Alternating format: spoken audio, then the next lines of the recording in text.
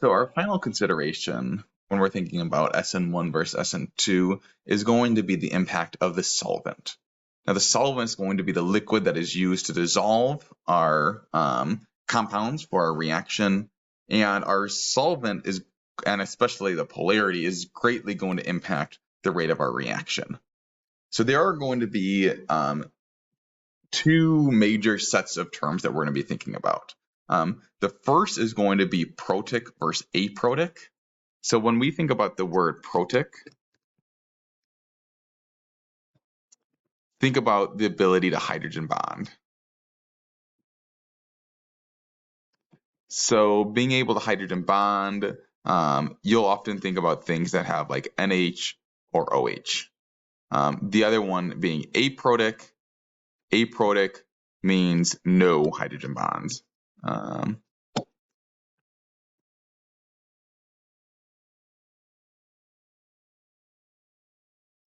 So if you have a solvent, if it's able to hydrogen bond, we describe it as protic. If it does not have the ability to hydrogen bond, we would call it aprotic. The next one is going to be polar and nonpolar. Polar and nonpolar, something we briefly talked about all the way back in like chapter 2, is think about dipoles. If you are polar, you'll typically have something that's going to have like a dipole. That's where the polar and dipole come together. And that will help solvate things that are also polar, where you kind of get the like dissolves like rule, if you remember that. In both of our cases, because we have a substrate that has a leaving group, they're almost always going to end up being polar. So our solvents typically are going to want to be polar. We don't work with a lot of non-polar solvents for SN1 or SN2. So there are two major types of polar solvents. There are polar protic and polar aprotic. And these will actually prefer either your SN1 or your SN2. So let's go ahead and start by just thinking about a bunch of different examples of polar protic and polar aprotic solvents. So polar protic solvents are going to be solvents that can hydrogen bond. So a few examples that you'll see. And I'll go ahead and draw maybe all of the structures in red, and then we'll do a different color for the names. So T or tert butanol is a common bulky polar protic solvent. The less bulky version of that is ethanol. If you cut that down a little bit more and change that to just like CH3OH, you might also sometimes see it as MEOH. Both of those are ways to write methanol. Other examples of polar protic solvents, NH3, which is ammonia.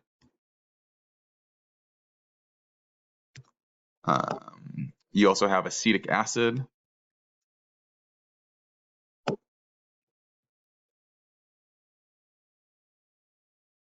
Another example, water. Water is a perfect example, H2O. Those are the ones I wrote down. Those are the main ones that I'm thinking about. These are all examples of solvents that can do hydrogen bonding. So you see that we have an alcohol, an alcohol, an alcohol, nitrogen, alcohol, alcohol, a lot of alcohol. You don't see too much nitrogen or amine-focused solvents. Alcohols are really common. These are examples of polar protic solvents. And for polar protic solvents, these are going to be really good at doing SN1 reactions. And in a second, once we go through all the polar aprotic, we'll talk about why. The polar aprotic solvents are going to be solvents that are polar but cannot hydrogen bond. So these are going to have a bunch of oxygens and nitrogens, but no hydrogen connected to it. So some examples that you'll see, maybe we can leave that height. Ethyl acetate. So this kind of looks almost like acetic acid, but with an ethyl group rather than an OH. So this is ethyl acetate. Sometimes you'll also call this ETOAC. That's kind of an abbreviation. So the ethyl and then the O and then the AC is going to correspond to the acetic acid-like structure. Another example is something like acetone. So you see that you have an oxygen, which makes it nice and polar, but this is aprotic because you don't have any OH bonds that can do hydrogen bonding. DMF is another nice example.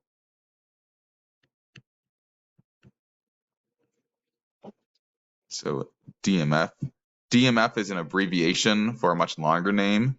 NN dimethyl form for the nitrogen formamide. So DMF is a nitrogen. There is like an aldehyde over on like the left side. However, that nitrogen does not have any hydrogens connected to it, so it cannot hydrogen bond. DMF is a really good example of a polar aprotic solvent. MECN, CN being a cyano, so having like a CH3 connected to a carbon, triple bonded to a nitrogen. That is acetonitrile. Acetonitrile is a really good polar aprotic solvent. As my go-to solvent when I do electrochemistry. DMSO. I don't like the smell of DMSO. DMSO is kind of like acetone, but it has a sulfur rather than a carbon. And DMSO is also kind of a shorthand name for dimethyl, because you have the two methyl groups off the sulfur, and then sulf for the sulfur, and then the carbonyl is oxide. So dimethyl sulfoxide is DMSO. THF is a very, very common one. THF is a 5-membered ring. And THF is a short abbreviation for tetrahydrofuran.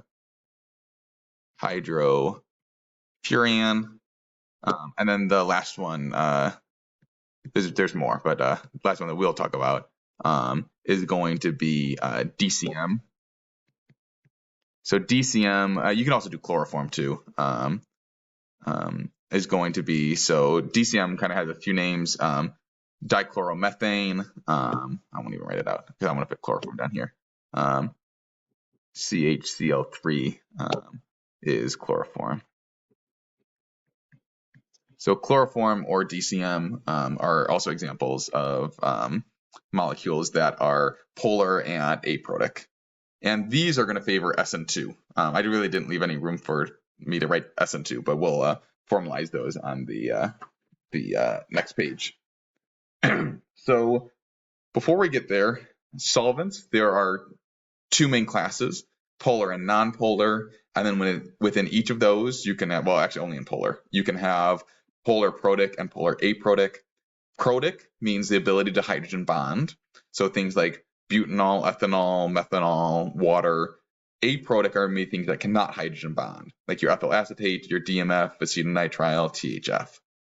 Now, depending on whether or not you have an SN1 reaction or an SN2, you would prefer one or the other solvent. And a lot of it's going to be based on the idea of solvation. So solvation is going to be when your solvent goes and surrounds your molecule, especially the negative charge molecule, very well. So let's go ahead and think about some of our different conditions. So if you have an SN1 reaction, your solvent is really, really important. If you remember in SN1, you have your R leaving group, and the very first thing is your leaving group leaves. And that goes to your carbocation and your leaving group. You really want to stabilize your carbocation. If your carbocation is not stable, then you're not going to get your reaction to form. You really want to make sure that you solvate or surround that carbocation. And the best way you can do this is with a high dielectric constant. And that is going to be common in your polar protic solvents. Things like water, ethanol, methanol. Those are going to do a really good job of surrounding or solvating your carbocation. Now, for SN2, if we think about our key SN2 reaction, you can have a nucleophile with a negative charge and then your R leaving group. And mechanistically, your nucleophile is going to come attack your substrate and then kick out your leaving group. Your nucleophile wants to be able to move freely. If you choose a solvent that is protic, that will solvate or surround your nucleophile, that's going to stop this reaction from happening because it's almost like paparazzi, where you're going to have a bunch of your solvents surrounding your nucleophile. And this idea of solvation, and maybe I'll actually give an idea or an example over here. So if I have my nucleophile that carries a negative charge, you can have a bunch of your solvent, maybe just show them all over here. And I'm just going to write out generic words solvent for whatever your solvent is. You can have your solvent come and interact with that negative charge. And this process is called solvation. And a key thing is solvation impedes or stops your nucleophilicity. So if you have a solvent that interacts with your nucleophile a bunch, it's going to make it really hard for that nucleophile to go and do some attacking. So in the case of your SN2, especially with your negative charge, which you're going to see is most of the time for SN2, a negatively charged nucleophile for SN2 needs to not be surrounded. And the best way to do that is with an aprotic solvent. So to kind of write out a bunch of words here, you need a non-solvating or aprotic solvent and good solubility, because you still need to dissolve stuff. And for the good solubility, you'll generally want something that is protic. So that kind of means your ideal scenario or your ideal solvent is going to be your polar aprotic. So SN1s want something protic. You really want to surround that carbocation to stabilize it. SN2, you really want polar aprotic. You do not want your solvent involved at all. So SN1 loves solvent interaction. SN2 does not want any solvent interaction. And that's a big kind of difference between those.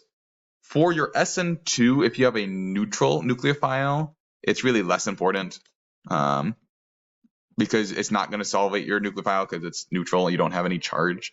So you really just need a polar solvent. And that's a little bit more just to get it to dissolve. So in general, for our two main cases, our SN1 and our SN2, SN1s really want your polar protic. Polar protic being tert-butanol, ethanol, methanol, ammonia, acetic acid, water. And they want that because you want the solvent to go and to surround your groups to stabilize those. In SN2, you want your solvent to stay away. You don't want it to do anything with your nucleophile because that's going to impede or make it not be a good nucleophile anymore. And therefore, you're going to want a polar aprotic. Those polar aprotics are going to be things like your ethyl acetate, your acetone, DMF acetonitrile, DMSO, chloroform, DCM, THF. In class, we'll go through a bunch of different reaction conditions and kind of thinking about which one is going to be preferred. But we'll go ahead and stop the video right there.